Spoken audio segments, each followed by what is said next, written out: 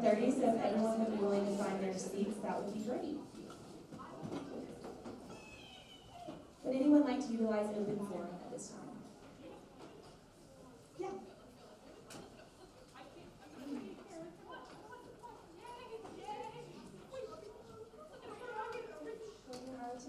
Hey guys, I just have a question. So we had like a couple of people come up to us wondering about like the ROTC section in the football stadium. How like we have 2 rows, but last game we had a lot of people who were like just standing on the stairs and didn't really have a seat. I think this is because a lot of times people like will stand on the row in front of them instead of standing on their own seat. So if that happens and the people on like the very first row are just standing there, and then we could fit like a whole nother row in front of them if those people were to sit on the wall. I don't know if that makes sense, but I think either like roping off that section so people are just like forced to stand on the seat they're sitting on would help, because it's like 2 rows and then the VA association and the rest of the student body. So I just want to bring that up. Also, there's a POW-MIA seat also right next to our section. It's really sweet. Like people come polish off before the game. But recently we've noticed a lot of people who are sitting next to that section will like put their stuff on that seat and like even sit on it, which I think is just really disrespectful. So I was wondering if there's any way that we could try and like make that not happen for like going forward. So that's it. Thank you. Would anyone else like to utilize open forum at this time? All right. Seeing none, we are going to move into the approval of the minutes. The minutes were sent out electronically last Tuesday. Are there any corrections that need to be made to the minutes? Seeing none, they are now marked as approved and corrected, and we will move into reports from our officers, beginning with the president.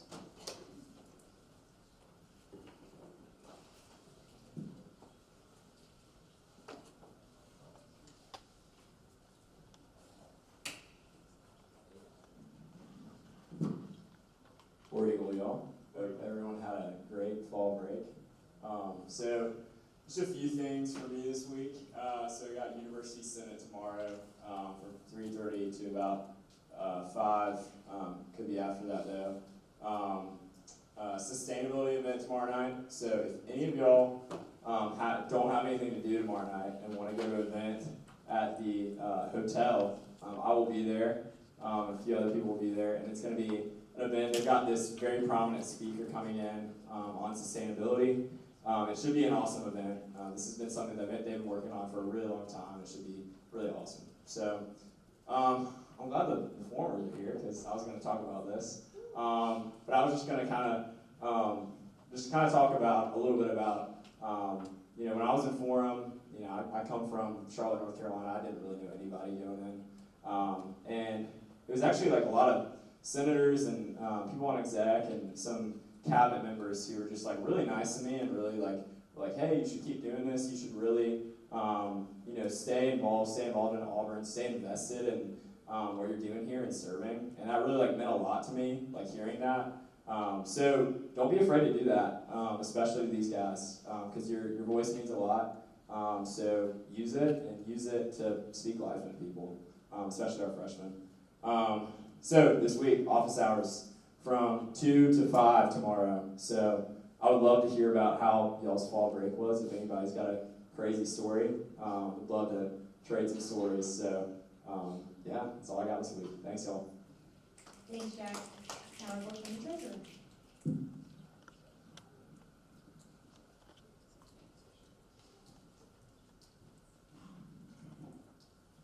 Hey guys, y'all had a good fall break. So this week we are continuing our progress towards financial guidance counselors, and then I made a budget for the SGA ring revenue. We pull in a certain amount of capital for SGA to use, and we sometimes supplement things for that, and so I made a budget for it. So if y'all have any questions, just reach out about that. Thanks, Will. Now report from the EVP of Outreach.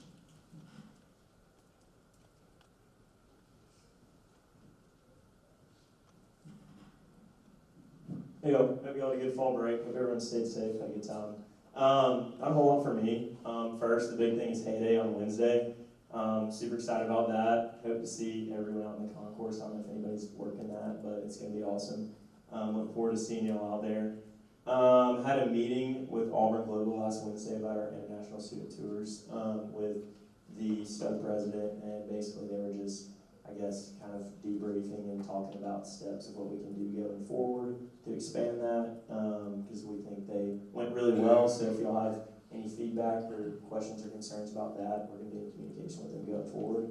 And then our last voter registration drive of the year with the External Affairs Branch and Cabinet was last week. So I don't know if anybody saw them on the concourse or registered to vote through them, but it went really well. So that's all I have. Thank y'all.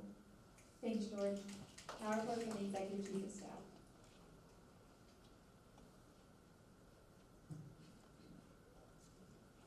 Okay, hey y'all. First, before I forget, I just sent in y'all's group me a link to the photo circle. So please join that because I want y'all to be featured on Instagram and all things. Second, we had a cabin at the rec tonight, so it was really cool. They did a presentation and then we toured the facilities. So learned a lot about did y'all know you could rent paddleboards from the rec? Because that's so fun. And then also forums here, so y'all should go say hey to them after. Y'all will be getting paired with a mentor in the next week or two, a few of y'all will. So that's really exciting, and yeah, that's all from me. Thanks, Bob. Now report from the EDD initiatives.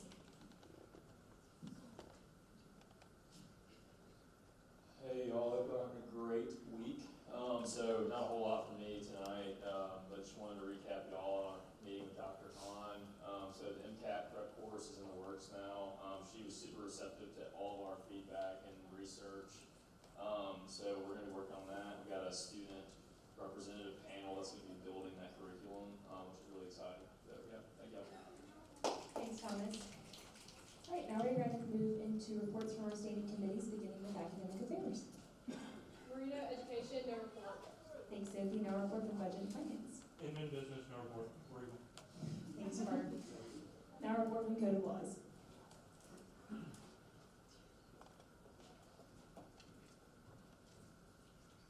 Lady Kosam. We had a great week in Code of Laws. Tonight we'll have ranked choice voting coming across the floor, which will be really interesting. MK has been working on the nursing constitution, has some final updates on that, so that'll be coming across very soon. Business constitution's coming across very soon as well. Other than that, I have two pieces of legislation that need to be moved to current order tonight just to keep on track with the election timeline.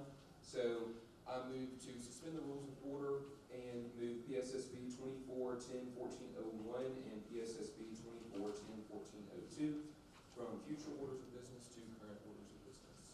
The motion has been made to move the first two future orders to current orders. Is there a second? Second.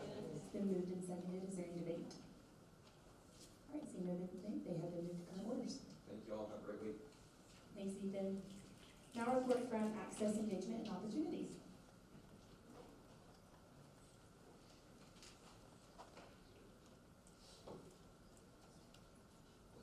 Peter Engineering. Hey y'all, hope you had a lovely week and even a lovely fall break. So a couple updates from me and my team. So we're currently looking into the underrepresented student resolution, and so update on that is looking at past enrollment numbers, campus career closet currently, working with Dillard's, and the campus career closet still, and then when it comes to major financial transparency, MK and Olivia are doing a great job, and they're still corresponding with Sophie on looking at potentially going through executive student council. If you have any questions or anything for me and my committee, please let me know. Thank you. Thanks, Rita. Now report from student affairs.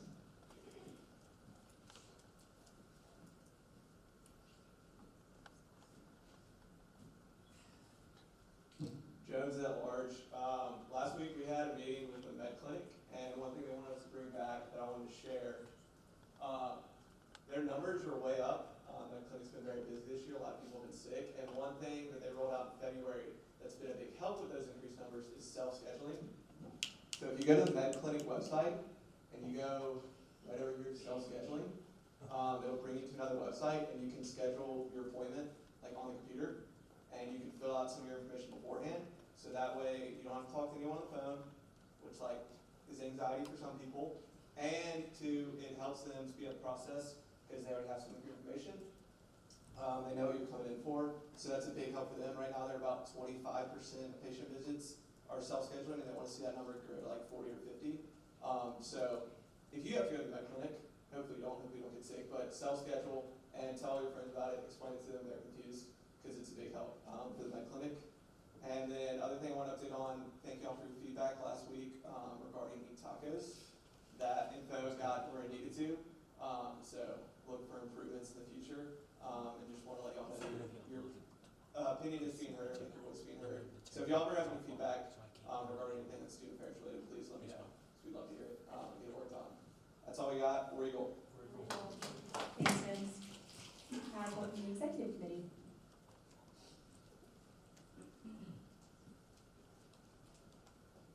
Selmer at large. Okay, remember that you still have to come to one Senate exec meeting. We meet on Thursdays at 5:30 in the involvement suite. So we have to come to one. So might as well do it now. And then I'm going to go through roll call. I also have some feedback that I got from a friend, and then this might be good for you. Somebody was looking for the Auburn answers. Little bitty couldn't. And they couldn't find it. And they were like looking on the website, couldn't find it. Anyway, send that to you. Okay, Senator Zachary, here. Senator Urban, here. Senator King, Senator Nettles, here. Senator Lord, here. Senator Cole, here. Senator Fay, here. Senator Hopkins, here. Senator Inman, Here. Senator Hale, Here. Senator Scott, Here. Senator Norris, Senator Sokol, Senator Laney, Here. Senator Crawford, here. Senator Huffman Smith, Here. Senator Connor, Senator Yon, Here. Senator Parton, Here. Senator Poole, here. Senator Troutman, Here. Senator Massey, here. Senator Hilliard, here. Senator Jones, Here. Senator McGruder, here. Senator Burgess, here. Senator Peter, Senator Parrish, Here. Senator Stratcall, Here. Senator Marino, here. And Senator Florenzo. Thank y'all. Thanks, Ms. Francis. That concludes committee reports, and we're going to move into reports for our liaisons, beginning with Honors Congress.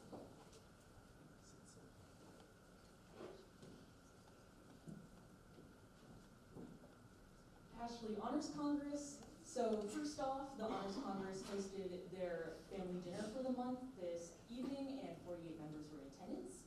And then the Honors College last week had their second information session about the 6 study and travel trips running for spring 2025. If anyone has any questions about those, let me know and I can point you in the right direction. Then this week, Honors Congress, the academic branch is hosting a chess tournament on Thursday, and the service branch is working with the Career Nature Center to help volunteer with their Halloween Enchanted Family Forest on Thursday, Friday, and Saturday, so if anyone wants to volunteer, that's an opportunity too. And then in the Honors College, there's going to be a cater talk on Friday from 1 to 2 in preparation for the Common Books discussion, which is an initiative the Honors College is spearheading this semester. And then as Tiger Scheduler opened this morning, all 58 of the honors courses that are going to be offered in the spring are now available to view. And then lastly, I just wanted to say thank you all for all the work that you're doing, and if there's anything me or any of the other liaisons can ever do to help, please let us know. Thanks, Victoria. Now report from BSU. Hawkins, BSU, no report. Now report from ROTC.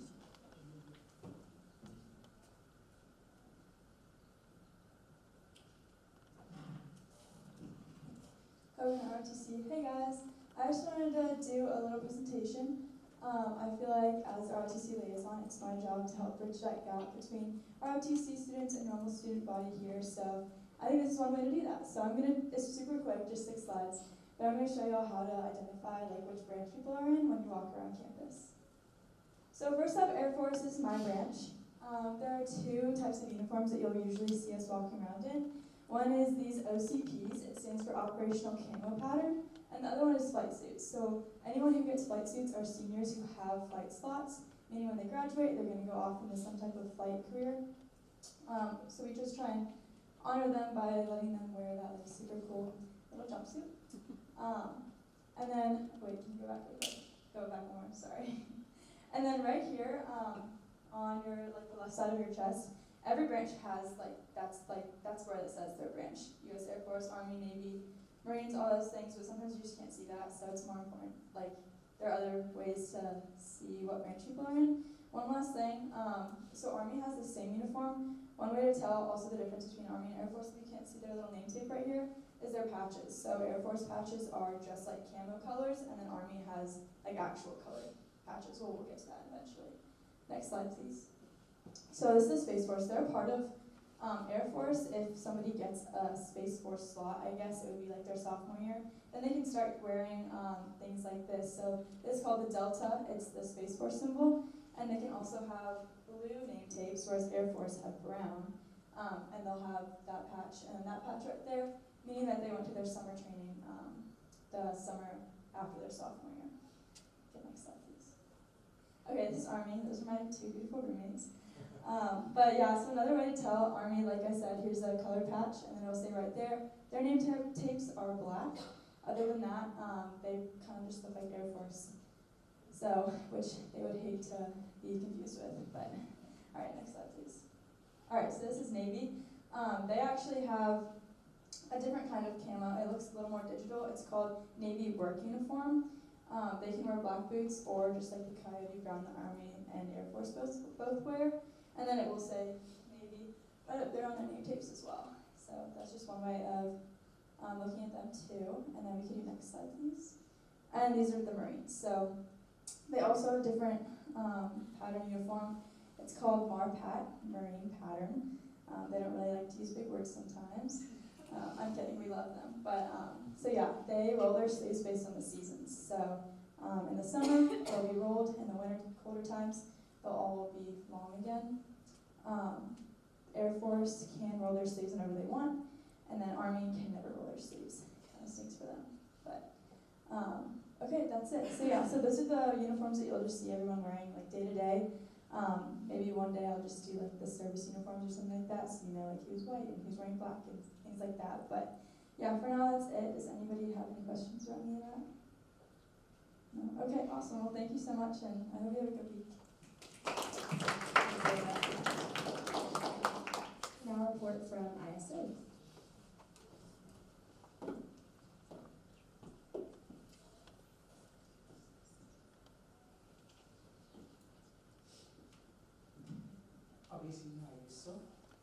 So this week we are going to start our social hour again. So it will be co-hosted by Nepalese Student Association.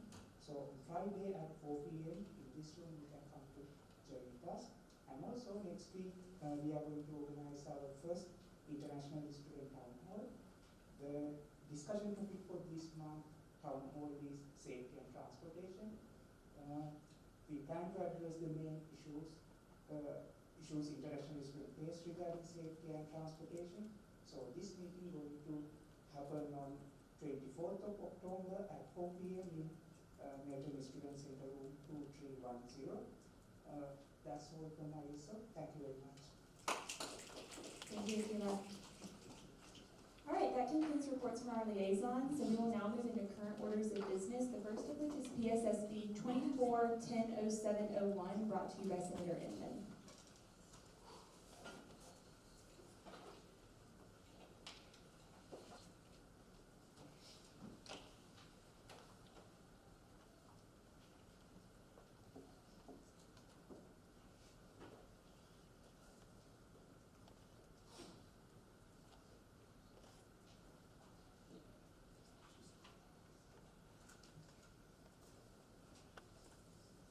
Everybody, Inman business.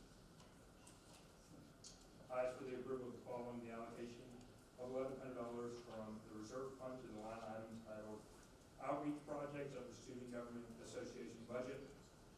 This would cover the catering cost of the campus roundtable event that SGA held on September 30th. I move to pass this bill to written. Is there a second? Second. It's been moved and seconded to pass the bill just read. Is there any debate? Seeing no debate, we will move into a vote on canvas.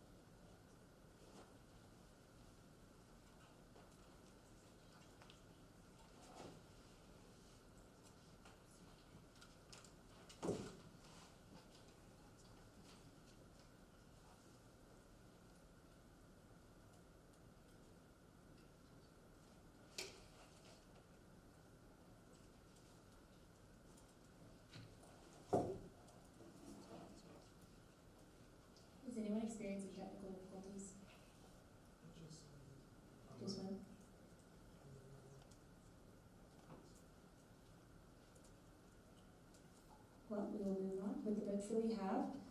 All right, the ayes have it, and this bill has been adopted. We will now move on to PSSB 24100702, brought to you by Senator Yon.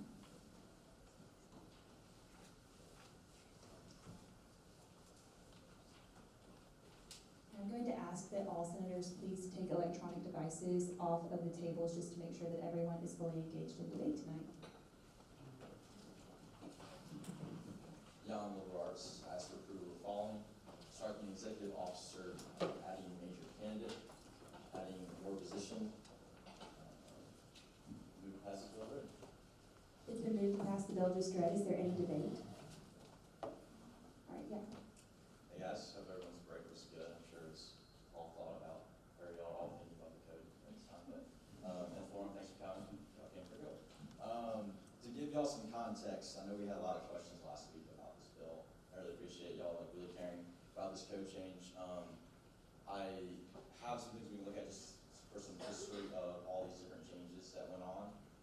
Me and Jamie had some long conversations. So a lot of these changes happened before literally anyone in this room were here at all, even Jamie included. So it was a little bit hard to kind of discover what was actually going on.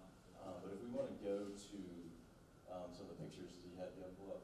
So we're going back to the dark ages, just following for some history for a little bit. Back in the day, if you were running for SGA president, vice president, treasurer, let's say there's more than 2 people in the race, you need to get 40% of the vote in order to win that race.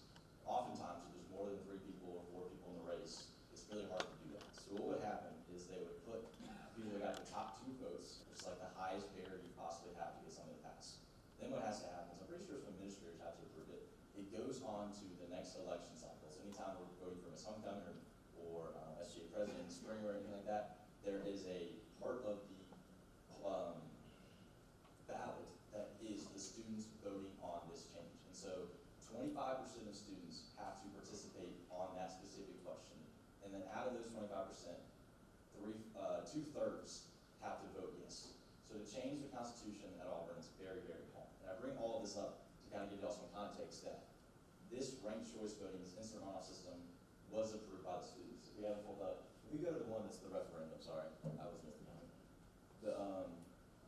Hold on. Right. So this was the ballot. This was the results of this change. So the students decided that they wanted to implement ranked choice voting for SGA president, SGA vice president, and treasurer. To give y'all some context on this 62-63 number, that's more votes than anyone has ever gotten in an SGA election if they were not unopposed. So candidates that were unopposed, like Jack got a little bit more votes than this. Kara, love you. This got more votes than you.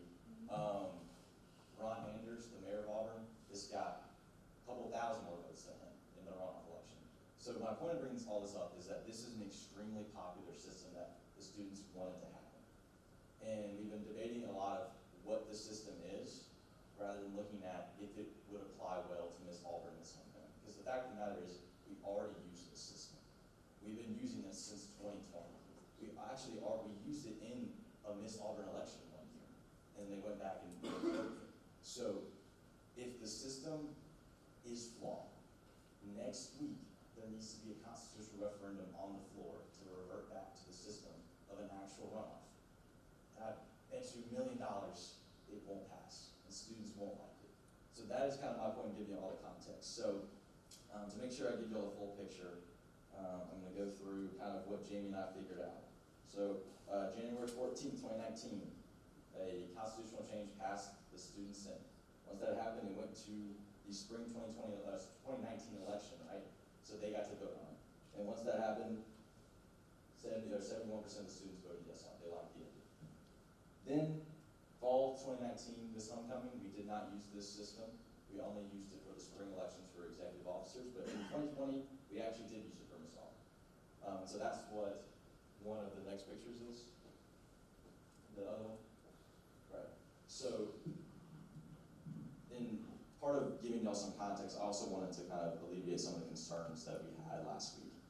One of the bigger things is that this obviously feels a little bit weird when you look at the first round ballots and the idea that someone could get the most votes in the first round and then not end up winning the election. Every time Auburn has used this system, so 2020 Miss Auburn, 2021 spring elections, 2022, 2023, 2024. The person that won this first round right here ended up winning, because that's just kind of how the system works. So, to give you all kind of a better picture of what this looks like, to explain it one more time, the students ranked all 5 of these options. Katie Falani got the least amount of votes. So people that voted for Katie first, their second place vote went to these options. And they needed to get 50% of the vote to win. So that kept happening until Catherine Bryant got 56% of the vote, 57% of the vote. So I do want everyone to have any questions they have, like, about the system. Ask them. If you don't understand it, please ask what the system is. But we spent a lot of time last week trying to determine if this is a good system, trying to poke holes in the idea of what ranked choice is like. The students wanted this, and each one of you ran to represent students. That's going to be my biggest push today. We need to talk about whether or not this system would work well, specifically for Miss Auburn and Miss Homecoming. Not the system will work well at all, because we already do, and we've been doing it for years. So, again, please, if you have any confusion about how the system works, I do want to explain a little bit more. I know it's a really complicated thing to try to understand in 1 week. So please ask them. But I think the debate should really be focused on how this is different than what we already do. I yield back my time. Is there any further debate? Yeah, Senator Jones. So this is 2020. Wait, Senator Jones, state your last name and college. Jones at large, sorry. This is in 2020 for Miss Auburn. Why was Miss Auburn last year not like this? Right, good question. So that was kind of what Jamie and I had to try to figure out. So Jamie, Carey, and I spent time looking at the old files. This was before Jamie was here. And so what happened was after the referendum, the students approved this system. They put it into the code. And that's what this code change that you have in front of you is. They put all this wording in.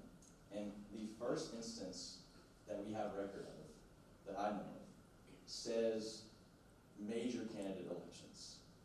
Major candidates would be subject to this. But here's the thing. The referendum only technically applied to the executive officers. So even though it said major candidates, there wasn't any other requirement anywhere else that said that Miss Auburn, Miss Homecoming needed 50% of the vote. If they don't need 50% of the vote, there's no point of having a runoff. So the Student Senate in April 2020 changed it to say executive officers and added a line kind of clarifying that the referendum actually only applied to the executive officers. And that's kind of what I've gathered. There was no good minutes or notes taken at this meeting. Jamie didn't really have great access to the files, so we don't have a recording. I think it was on Zoom because of COVID. Based on my conversations with people that were in the room and voted on it, it was more of just kind of a clarification that actually when we put this in, we meant to say executive officers, and they didn't really kind of get into the weeds of whether it would be a good idea for Miss Auburn or something. So that's why this section of the code exists in that way, and that's why we haven't done it since this one time, because before it technically did say major candidates, Miss Auburn was major candidate. Does that make sense? Is there any further debate? You still got it. Senator Jones. Jones at large. So like you said earlier, we're here to represent students. For the past, since 2020, Miss Homecoming and Miss Auburn have not been ranked choice voting. Has there been any feedback since it was changed in 2019 that students want this to go to ranked choice voting? Yeah, I mean, talking with students, I think the biggest concern in the past couple of years has been when we have candidates from the same sorority, the same organization nominated, and this has happened in the last, obviously there's Miss Homecoming, there's Miss Auburn, so there's one this year for Miss Homecoming, 2 this year for Miss Homecoming, the previous year Miss Auburn had it. So students have been very vocal, everyone knows, have been very vocal against the idea of these races becoming ultra competitive. And when you go on the concourse being berated, because the way the system works now, whoever gets your vote first, that's all that matters. And whoever has the best and aggressive campaigners that gets you right when you come off the bus, that's who wins. And so to say we haven't had feedback saying that, students want a healthier electoral system is crazy, because I think everyone knows, everyone's been talking to people since I've gotten on campus freshman year. Conversations when I was in freshman forum, like, how do we make these systems better represent Auburn? How do we make these candidates interact better with campus, and these campaigners interact better with students and not berate them? And so this is what that system does. It gives people an option to rank more than one person. So your vote is not the end-all be-all. You get to rank people, and you also don't have to rank people. And so that's kind of been my mindset of, like, I've talked to people in my office hours, any formers and liberal arts, every Wednesday at 11, I sit outside Tishner. I'll be there. So I've bounced this idea off a ton of people. And so that's obviously what we're here to do, is to determine if this is the best choice for students. But yeah, there's been tons of feedback on changing our elections, of course. Is there any further debate? Yes, Senator Trump. Trump, question on environment. Is there any correlation between voter turnout and both of these systems? Yeah, that's a good question. It's been kind of hard to tell because this change, 5 years ago is not a great sample size, also because last year we had two candidates that were unopposed, vice president and president. We haven't had elections like, could we actually go to the presidential election in, what year is this, 2019? No, 2020, because the referendum was in 2019, so this was the first election that utilized ranked choice voting. We haven't had many elections with 5 people that ran.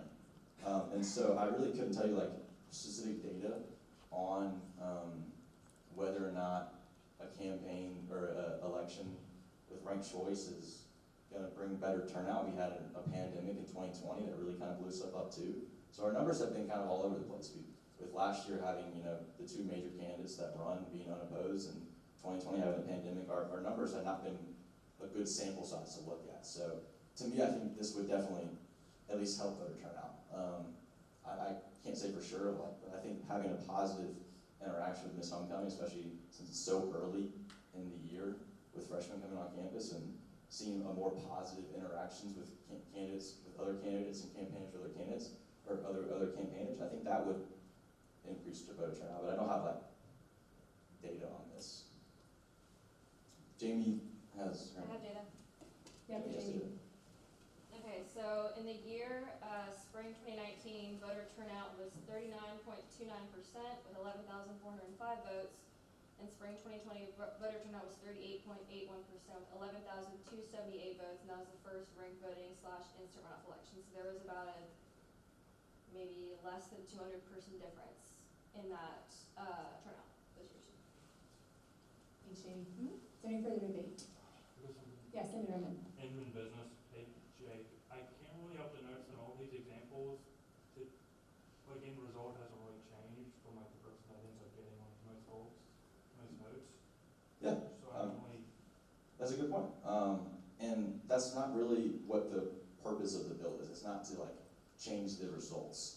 What this bill and this system does, it gives students who voted for Jordan Bailey an opportunity to still have their voice heard.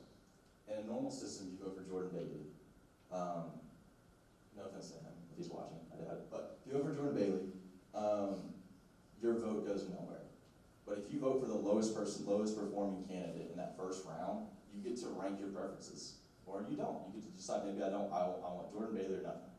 But let's say you would really rather have, your second choice is James Sage or someone like that. Then you get to kind of exercise your right to vote in a different way. And so the electoral outcome might not be really different. And that's a good thing. You don't want the person who, by a good margin, Ada Ruth won that first round. And so this isn't looking to kind of change that up or anything like that. That's just not how the idea of instant runoff works. So if we had the old system with this, what would happen would be Jakari and Ada Ruth would have to go to a physical runoff, and they would campaign. And so if you voted for Jordan Bailey in the old system, what would you do? You would go and vote for your second choice, which is the same way we do it, but we do it instantly through a computer system. So it does all of that process, but we don't have to have people campaigning for another 72 hours. We don't have to have people voting for another process. It just does it instantly. So that's what I'm trying to get across, that it's not, we're kind of conflating the idea of like ranked choice. That's not what the focus is. Think about it as instant runoff. Because we already had a runoff system. That's just how elections work. You have to get to 50%. So doing this is an instant way to do that without having an actual process of a runoff. Yeah, another question in the business. I know I asked it last week, but I feel like this is kind of an important question and wasn't really answered last week. Is there a way for people to rig this? Like, no way. No, I mean, I think I understand why, because it's like, it might be like a new system. The idea, I know people brought up the idea of, what if people say to rank someone 5th? If you look in the code, you are not allowed to slander other candidates. You are not allowed to talk bad about other candidates in that way. You're also not allowed to tell as an organization how people are supposed to vote. So the backlash campus would give you if you had tried to rig this in any way would be bad for you as a candidate, because you have to get people to want to put you second. But it is possible? No, I'm not saying it's possible. I'm saying that if someone tried it, it doesn't actually help you in any way. Because think about this. If me and you are our biggest competition, we're running for Miss Homecoming.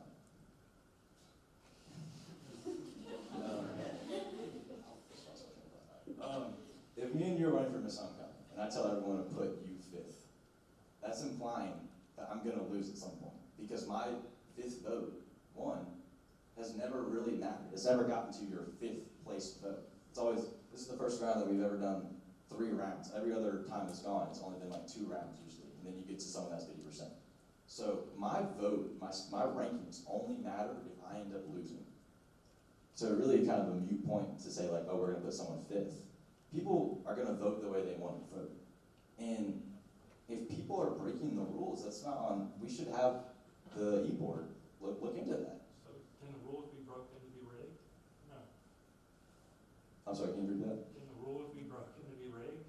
Can the rules be broken to be rigged? Yeah, you just said the rules can't be broken. So. No, I'm saying if people are trying to break the rules of saying disparaging other candidates, e-board is going to put violations on. That's why we have an e-board. And so to say like, we have the system for many, many years, and to say that there's these possibilities of rigging it, if you think, like if you truly believe the system can be rigged, then like I said earlier, there should be a constitutional referendum on the floor this upcoming Monday to change it back to a regular runoff system.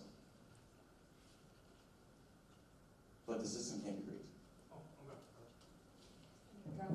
Driving sports well, yeah, to that point, is I think that maybe makes a better case for the system, because that's gonna instill more election faith. Is if you go around telling people put so-and-so last, then that's an easy case that can be brought against you and hurt your campaign. Is there any further debate? Yeah, Senator Jones. Jones at large. Senator Yon, you brought up a lot about instant runoff and the old system. To be clear, we're not voting on the old system that's set in place. We're voting on changing Miss Auburn to Miss Homecoming, which right now there is no runoff. So if that was a Miss Auburn race, Taylor Conte would still be Miss Auburn. There wouldn't be a need for a runoff. Also, and you said that they want to change the result of the election based on the data that we have in the past. And I mean, I have not heard any student feedback in the 3 years I've been at Auburn saying people don't like the way we vote on Miss Homecoming or Miss Auburn. I've never heard of anyone say, I hate that there's only one choice. And there's no need for a runoff because right now there is no specification. You have to get a certain percentage of the vote. So I'm wondering like where you're pointing to where we need a change. Can y'all even hear? Can you raise your hand if you had heard of instant runoff voting before last Monday? So that's kind of my point. Just the idea that students haven't come up an open forum and said, we need instant runoff voting, we need it now, and it has to be for Ms. Auburn Miss Homecoming, to me, it's not a knock against this bill. This is a way that can help alleviate some of the other problems we're seeing. And so to say that, can I ask you if you've had feedback on just the intensity of the elections and students that are barraging other people and the competitiveness of an election like Miss Auburn is supposed to be very positive? Have you ever had people? I have feedback about rating on the concourse, but this doesn't fix that. I think it does create it moves to a more positive election cycle, is my point. I disagree. There's rating on the president, vice president, and treasurer, which are all ranked choices. right, we just haven't had a lot of elections for president, vice president, and treasurer that have had more than, at most 3 people. If the issue we're trying to fix is break, this is not what it is. I'm trying to create a more positive election cycle. I think there's a lot of things that we could look at for elections, and we're have a bill later on today that addresses kind of some of the concerns. I think the idea that this doesn't fix the entire system, you're right, this doesn't. It is a step in the positive direction. And if we can't come up with like a negative reason that this would impact students, then I don't know why we're trying to poke holes in this way. This doesn't fix for right now. I'll be the first one to tell you, there's a lot of issues with our election system, but that doesn't mean we shouldn't try. Are there any further points of debate? Senator Lane. Laney, go Sam. I think the issue with grading could and would be fixed with this at least a little bit, because with ranked choice voting and instant runoff, to get my second place vote, I don't want to be chased down the concourse and harassed on the concourse. You have to be nice to people to get their second choice vote. It also, I mean, there's nothing in the code as of now that says Miss Homecoming, Miss Auburn must get 50% of the vote. That's true. But when looking at the election results, the winner is winning by 1-2% of the vote. That's not an accurate picture of who Auburn as a whole wants to win the election. With ranked choice voting, you have to appeal to as many people across campus in order to get their second and third choice votes, in order to get to that threshold of 50%. Miss Auburn and Miss Homecoming are both more of an honor title, right? And with that, I think that leans even more toward going with ranked choice voting, so that the people who have this honor of serving in these positions are liked by the highest number of students across campus. So I really encourage you to think about it from that side of things, especially when it comes to the feelings around election week, because I feel like this will really require people to take a step back from being so intense on just being focused on getting the first vote, but also the second and the third. And I think that it will cause people to be much more nice, for lack of a better word, on the concourse, so that they can get the second, the third, the fourth vote. Is there any further debate? Senator Zarek. Zarek Education. I guess my question is, like, since we're gonna, if this bill passes, do you see like something happening in the code where we say like Miss Auburn or Miss Homecoming needs 50%, because then that would just be further clarification. Right, so the way that this section is worded, if you actually pull up the bill change, changing this to major candidates would require that Miss Auburn and Miss Homecoming get 50%. That's like the very simple way of answering that. If you look at the third line, this is just setting up the system that we've been talking about, insert runoff. So this would create that requirement. So if we wanted to like do another code change that just like was like very explicit, Miss Auburn, Miss Homecoming need 50% of the vote to win, the system that we're going to get to that is ranked choice voting. That's fine, but I think this actually, talking to Jamie, this would actually create that requirement. Senator Zellner. I just want to make sure that when the voting happens, students know that we've changed. Because I know if I was a student and it changed from just me clicking one girl to then me having to drag a bunch of girls up, I would want to know that like there was things that happened to get to this point. So if there's even just like a little like asterisk, this is what we did in Senate, I think it would be really helpful for students. Yeah, that's a good point. If you look at the old, like the first time we did it, we had it pulled up. When you went and voted, there was a link. It's actually, if you ever, I think you look at it now, I think it's a video, it's aub.ie/ranked voting. Was that what it is? I don't think it was ranked voting. So there's a video that explains it. And for Sam, we could probably get some marketing going, that kind of stuff. So the students also have been used to doing this for president, vice president, treasurer. So like, it's the same system. It's very intuitive. I think Auburn students are very smart. I think they'll understand how it works. But yeah, that's a good point. Is there any further debate? All right, seeing no further debate, we will move into a vote on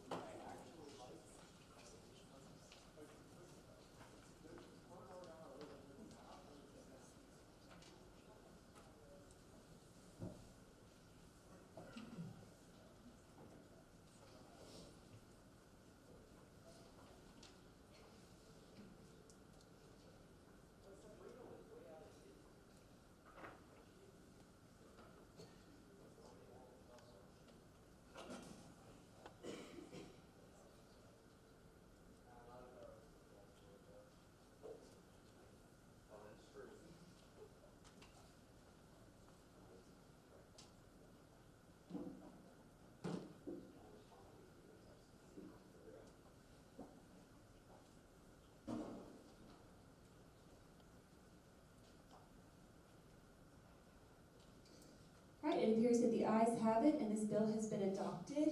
We will now move on to our next current order of business, which is PSSB 2410-1401, brought to you by Senator Laney.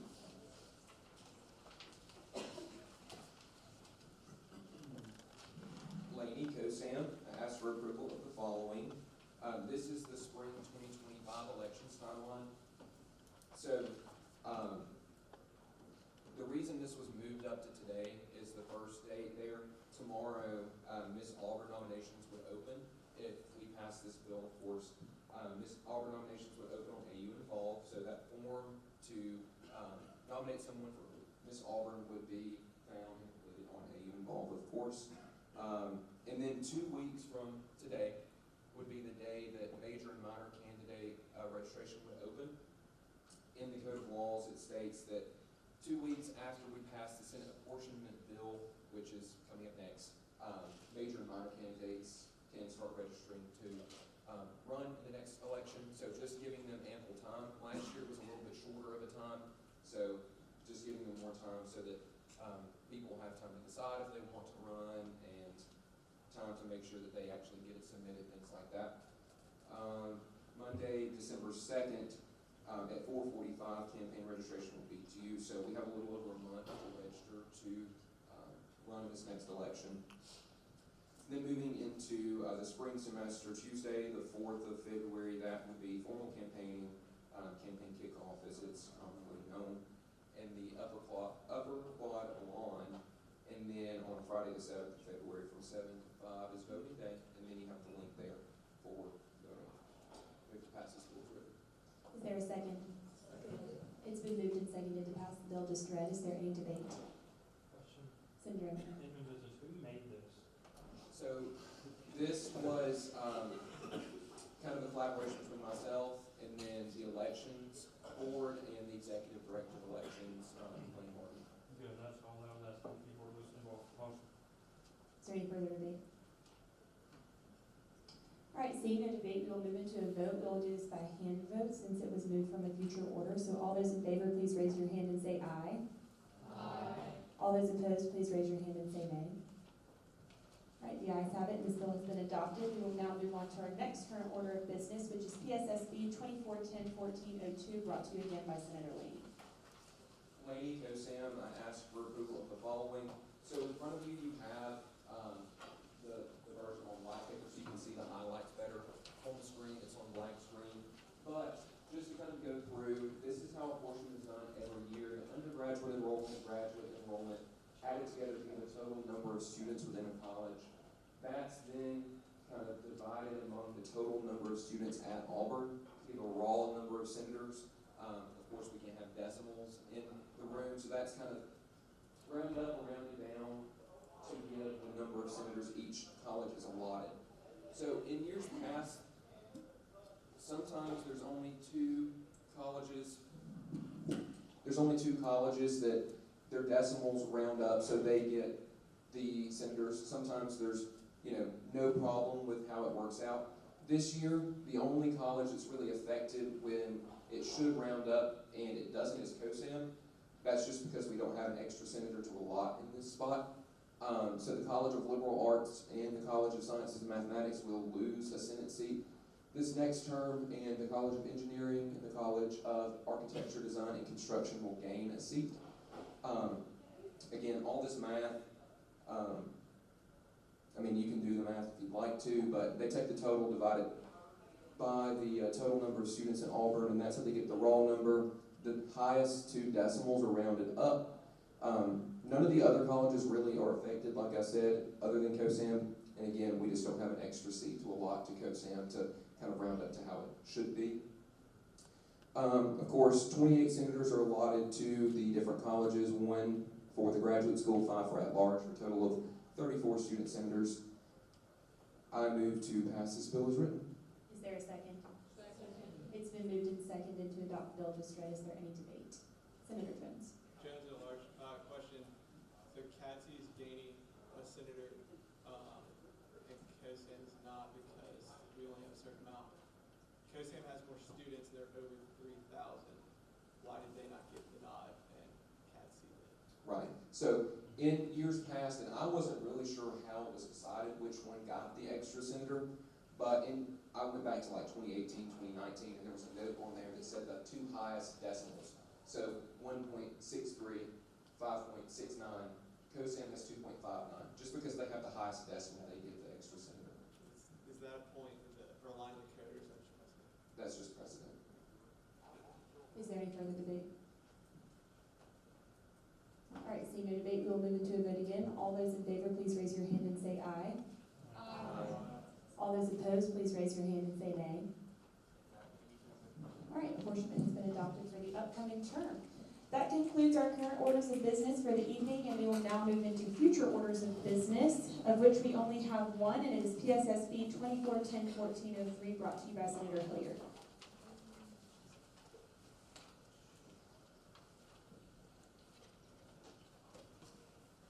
Hilliard Business. I ask for approval of the following. 1009.1.17.3. All food distributed during campaigning shall be individually packaged from a commercial kitchen or individually factory sealed. 1600.26. Commercial kitchen, a room or building or any part thereof used for food preparation which meets all the requirements of the Alabama Department of Public Health Standards and is not a residential kitchen. 1600.46. Factory sealed, an item in a closed, sealed, or packaged container such as a bottle, can, wrapper, or bag by the original manufacturer of this item. Just for context, this is adding a clause under the gimmick section in campaign chapter of SGA code clause. The two at the bottom are definitions to further clarify exactly what a commercial kitchen and factory sealed means. Adding this just helps e-board and the elections have a point of reference when it comes to determining what food is allowed for food and now and what food is not allowed. Are there any questions on this future order? Senator Zimmer.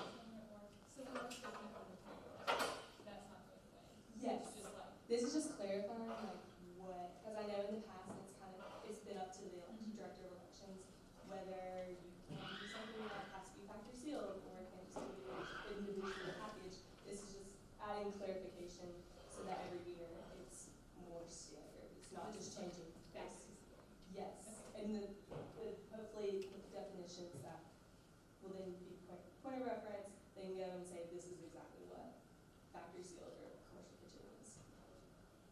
Are there any other questions on this future order? All right, seeing none, that concludes our future orders of business for the night, and we will now move into announcements. Very exciting announcement that is. Next week, our Senate meeting will be held at the Edge, and we will be meeting with Tiger Dining administrative leaders and gathering feedback for them, learning more about their operation. Cabinet will go before us, and then Senate has its own time slot at 7:30, and the best news of all, you may come to business casual. So we will not see you next week in MSC 2222, but instead at the Edge, and I will send an email reminding you all of that. But in the meantime, have a great week. This meeting is adjourned.